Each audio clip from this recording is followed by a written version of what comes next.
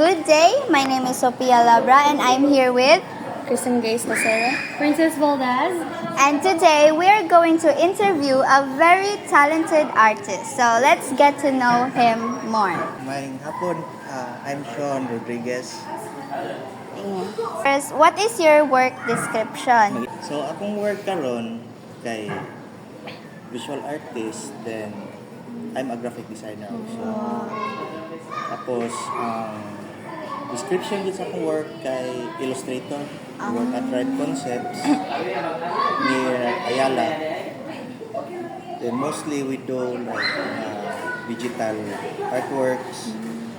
So related gyapon og art. Art siya lang siya. So Yeah. it's like kuan ba? Hitting two birds with one stone. Okay. Next. What is your reason behind being an artist? Mostly kung reason siya is I don't think na murag there's a reason for it, like murag kanang murag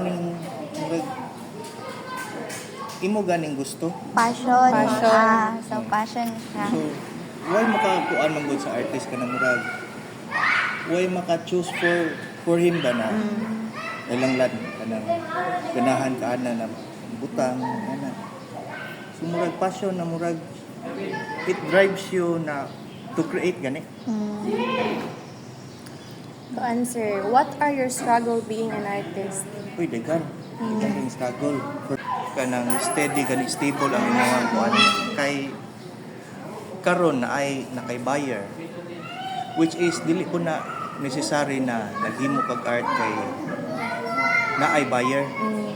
Tungod driven kasi mong passion na ay kailangan murag kuan motivated kay ko mo paint ano. So mostly jud ana ang livelihood nimo dili stable, and then dili pod lalim ang materials. Mahal jud kay materials, like kung sa ako alang field as a watercolor artist, which also I do acrylic, pero I'll explain later na nganong wa ko nag-oil karon, which is mao jud murag kasagaran na kung mag-exhibit kay mga oil painting. Sa watercolor palang daan, if you're going to pursue na kanang mga professional grade ng watercolor, mahal jud kaayo. Need jud mo invest. Mahal o ang investment niya most pud sa mga pareha na mo na emerging kay mura siya matawag og losing investment. Kay you keep on painting pero sige kag pagawas ba sa imong investment pero hinay ra ang sod, ang returns. So mao na. So sir, daghan na ka mga naging mga paintings. Sa karon kay pag 4 years ago kay na busy jud ko sa akong work as a graphic designer. Pero pagbalik na ko pod nakabalik ko mga 2 years from now jud nakabalik ko kanang kupot na jud og brush na maintain na jud nako na murag ako na jud gi goal sa kong self na kailangan mo paint jud ko. Dili na biyaan ang kuan Paint jud ko kay sa pagkakaroon na naman ko ka-support kay mao man sila kang intention na ako stable na job, which is pero di po ko magsalig na makabuhi akong passion isip artist na traditional. We call this traditional kay ang other hand is digital. Kumo na para sinsya init. Okay, sir. To. Answer, what is your obra maestra or your masterpiece? Can you explain the story behind sir? Mostly, ang masterpiece is what we call a lifetime na work nimo. So, kung ingon kog masterpiece is medyo doubt pa ko sa myself ba na abajud Sir. Nice sir. kay ang masterpiece but it will take you like some time jud na to make it. then I think dili jud na matawag og one sitting lang na imong mabuhat.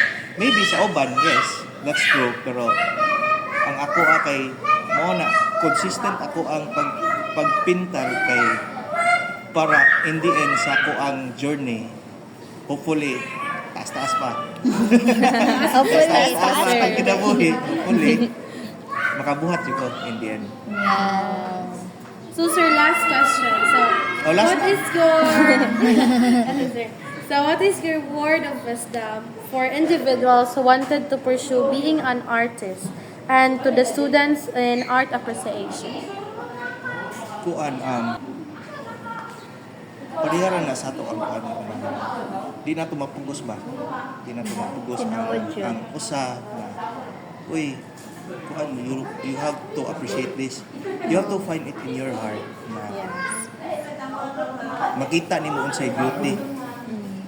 Not only in your kuan kanang sa kanang mga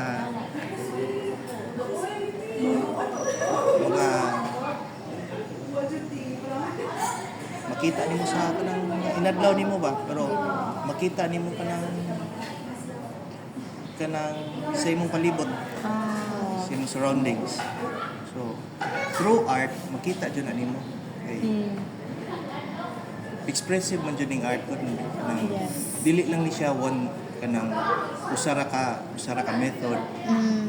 Daghan kayo ni siya discipline na kanang di jud nimo ma-master maski pila pa ka kinabuhi imuhang ikuan di jud ma-master nimo, pero ang nakanindot man gud ani kay para sa akong self kay maka create ni siya inner peace ba. Just Mura ganing ko. So, through art, mong emotions, dira Through ni mo art. makuan. Mura na makalikay po ni siya kanang mga kuan bisyo. Oh, tinuod Like jud. gala kanang sa akong age man god. By the way, I am 42 years old na. dili lang Dili haluto. Sa tungod na 30 sa sir. Di 28 daw. Kuan man god kanang ang inner peace nimo maka kuha jud ako kanang kalipay ba. Na kay peace of mind. So my magkuan. hindi especially sa kanang kung nanaka sa trabaho, nanaka sa kanang corporate na kuha na dyan, work. Akong muna, ako ang ma-advise lang dyan sa inyong generation na find time to find your inner peace. Oh. So sir, kani sa masterpiece ingani sir, unsa may story behind sir? Ay, ang story ana kay kanang ganahan ko og kaning natural gani. Mga nature. Nature. Nga natural look. Mukuan sa kong kaning mga Next question. urban na mga paintings like mga buildings, mga establishment. Kana siya kung atong i-detail by detail is cotton paper na siya na 100%. There are several types of paper for watercolor. There is 20%, 50, 100% cotton, which is mao po na ang advice sa most watercolor artist na cotton paper kay kung makita ninyo kung bad paper lang inyong malata na siya nga ang cotton kay archival quality na siya, and then ang ang medium is of course watercolor, Watercolor, Julia. and ang brand kay Daniel Smith. So mao na ang murag ang mga professional grade na brand,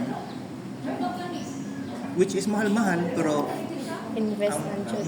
pero kung nag-start pa kag kuan pwede ra jud og mo invest ka og painting aw kanang imong mga colors na barato, pero I suggest na you find a quality paper.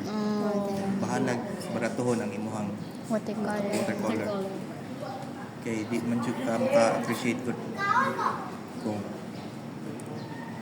kung mag-start pa ka then usually ma-frustrate mo gud ang kaning mga beginner na inigpin. Uy, nganong di man ako ma-achieve parehas ka akong natanaw sa mga art gallery na nindot mo gayto og mga kuan aura na maybe you're using the raw materials.